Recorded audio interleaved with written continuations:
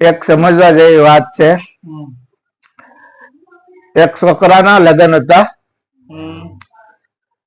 પછી છે ને તો પરિવાર મોટો, બરોબર.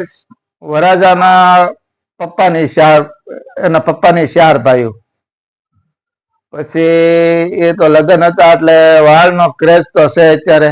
બધા આમ એટીકેટમાં વાળ બાળ કપાવીને આમ, તો બધા છે ને અત્યારે વરાજાના પપ્પા એને 4 કાળા વાળ કર્યા.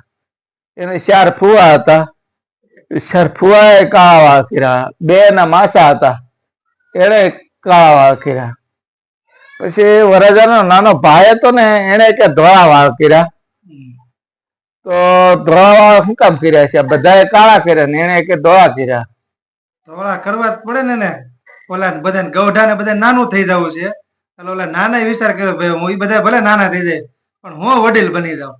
હા, એટલે ઘરમાં જાનમાં એકાદો વડીલ જોઈ ને, વડીલ ને વડીલ રહેવા દો. એટલે નાના મોટું ન થવું પડે. સારું, હાલો રાખું ને.